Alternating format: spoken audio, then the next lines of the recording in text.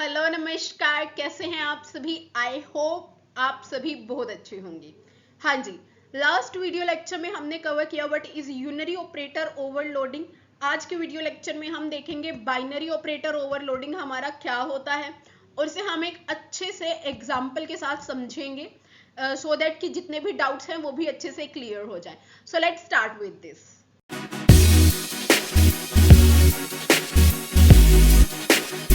हाँ जी, हमने देखना था बाइनरी ऑपरेटर ओवरलोडिंग। देखो बाइनरी ऑपरेटर ओवरलोडिंग क्या है। बाइनरी मींस नाम से क्लियरिटी आ रही है, हम दो ऑपरेंड्स पे वर्क करेंगे। दो ऑपरेंड्स कैसे, फॉर एग्जांपल यहाँ पे मैं कुछ भी लिख देती हूँ जैसे a plus B.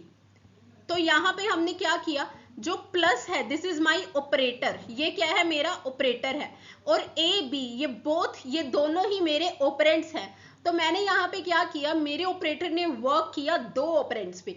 But in case of unary operator overloading हम सिर्फ एक ऑपरेंड पे वर्क करते थे, बट बाइनरी के अंदर बाइनरी मीन्स दो, तो हम यहाँ पे दो ऑपरेंड के ऊपर वर्क करेंगे। ठीक है, देखो binary operator takes two operands, ये हमारे दो ऑपरेंड्स को लेगा। For example a plus B है यहाँ पे, तो a और b ये दोनों ही मेरे ऑपरेंड्स हैं।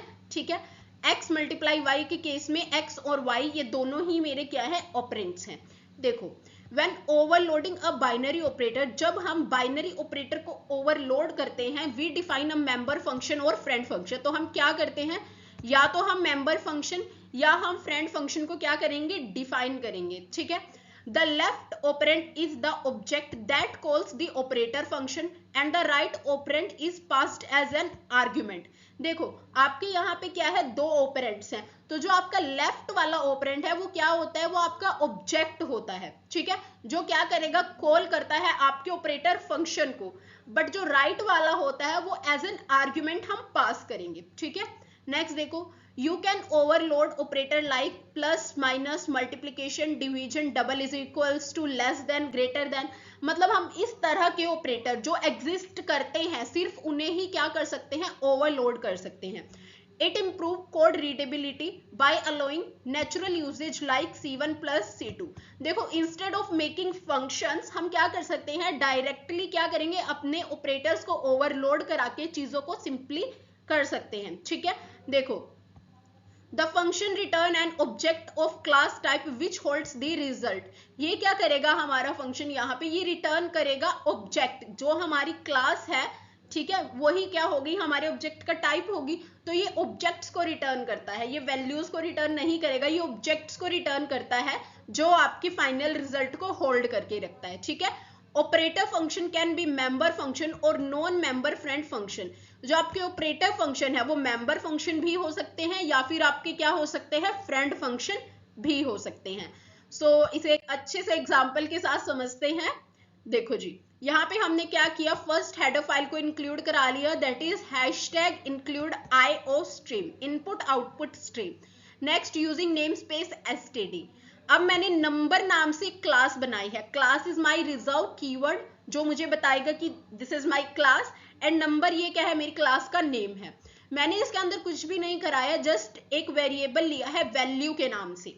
ठीक है, अब मैंने क्या किया, पब्लिक में हमने क्या किया, ये मेरा कंस्ट्रक्टर है। कैसे पता चला, बिकॉज ना तो इसकी कोई भी रिटर्न टाइप है और इसका नेम एज जो क्लास का नेम है वही है, means this is my constructor. यहाँ पे मैंने एज आर्ग्यूमेंट इंट v को पास किया और वैल्यू के अंदर स्टोर करा दी, जो भी v के अंदर मेरे आर्ग्यूमेंट के अंदर जो भी नंबर था वो मैंने वैल्यू में स्टोर करा दिया। नेक्स्ट मैंने क्या किया, यहाँ पे नंबर मेरी क्लास का नेम है, this is my class name. Operator एक रिजर्व कीवर्ड है प्लस, प्लस मीन्स मैं प्लस ऑपरेटर को ओवरलोड करा रही हूँ। आर्ग्यूमेंट के नाम पे हमने क्या पास करना होता है, ऑब्जेक्ट। ठीक है, OBJ ये यहाँ पे रिसीव करेगा हमारे ऑब्जेक्ट को, और नॉर्मली आप क्या लिखते थे, इंट फ्लोट मीन्स जो भी उसकी रिटर्न टाइप है, बट यहाँ पे हमने क्या लिखा है, नंबर, बिकॉज ऑब्जेक्ट जो है वो किससे बिलोंग करता है, क्लास से, तो उसकी रिटर्न टाइप क्या होगी, जो क्लास का नेम है दैट इज नंबर। तो दैट्स वाई हमने यहाँ पे नंबर को लिखा है जो क्लास का नेम है। ठीक है, इंट फ्लोट नहीं लिखा। अब मैंने इसके अंदर क्या किया, मैंने सिंपली रिटर्न कराया है, क्या रिटर्न कराया है मैंने, this is my return type number, और यहाँ पे मैंने क्या कर दिया, value plus object dot value. मैंने आपको बताया था जो हमारा लेफ्ट ऑपरेंड है वो क्या होगा, एज ऑब्जेक्ट आपका पास होगा, और राइट ऑपरेंड हमारा क्या होगा, एज आर्ग्यूमेंट। ठीक है, अब देखो void डिस्प्ले नाम से एक फंक्शन बनाया है और वैल्यू को नॉर्मली हमने क्या करा दिया, यहाँ पे डिस्प्ले करा दिया। अब आ जाते हैं void मेन के अंदर। Number, this is my class name, A जो है मेरा फर्स्ट ऑब्जेक्ट है and B is my second object. ये मेरे ऑब्जेक्ट हैं, ठीक है, नॉट वेरिएबल, ऑब्जेक्ट है मेरी नंबर क्लास के। अब ए के अंदर मैंने 10 को पास कर दिया है और बी के साथ मैंने क्या पास कर दिया है, 20। अब अगर आपको ध्यान हो तो दिस इज माई लेफ्ट, ये क्या है, मेरा लेफ्ट ऑपरेंड है। ये क्या करता है, एज ऑब्जेक्ट पास होगा, और ये वाला क्या होगा, एज आर्ग्यूमेंट पास होगा। ठीक है, अब यहाँ पे मैंने क्या किया, नंबर क्लास का एक और सी ऑब्जेक्ट बनाया है, जिसके अंदर मैंने क्या करा दिया, is equals to A plus B. जब मैं यहाँ पे सी ऑब्जेक्ट के साथ a प्लस बी करूंगी तो मेरा यहाँ पे कौन कॉल हो जाएगा, ऑटोमेटिकली मेरा यहाँ पे कॉल होगा दिस वन। यहाँ पे हमारे पास ये कॉल हो जाएगा हमारा ऑपरेटर। तो ऑपरेटर यहाँ पे क्या करेगा, द फर्स्ट वैल्यू को और सेकंड ऑब्जेक्ट डॉट वैल्यू को क्या कर देगा, प्लस करा देगा। ठीक है, क्योंकि एक तो हमारे पास एज आर्ग्यूमेंट वैल्यू आई है और सेकंड हमारे पास क्या आया है, ऑब्जेक्ट के साथ आया, तो हमने ऑब्जेक्ट डॉट वैल्यू लगाया है। यहाँ पे इन दोनों को ऐड करने के बाद ये क्या कर देगा, रिटर्न करा देगा। ठीक है, अब इसने रिटर्न कराया, रिटर्न कराने के बाद ये सी के अंदर स्टोर हो जाएगी वैल्यू। ठीक है, अब हमने क्या करना है, सी के साथ डिस्प्ले फंक्शन को कॉल करेंगे। डिस्प्ले फंक्शन ने क्या करा रखा है, वैल्यू को प्रिंट कराया है। वैल्यू जो है उसके अंदर अब क्या नंबर स्टोर हो गया है, 10 plus 20 which is equals to 30। तो अब हमारी वैल्यू क्या हो जाएगी, 30। तो हमें आउटपुट क्या शो होगा, 3030। तो आई होप ये बाइनरी ऑपरेटर ओवरलोडिंग का कंसेप्ट क्लियर है। आपने थ्योरी को भी ध्यान से समझना है कि क्या हमारा आर्ग्यूमेंट पास हो रहा है, कैसे ऑब्जेक्ट पास हो रहा है, तभी आपको ये एग्जांपल समझ आएगा।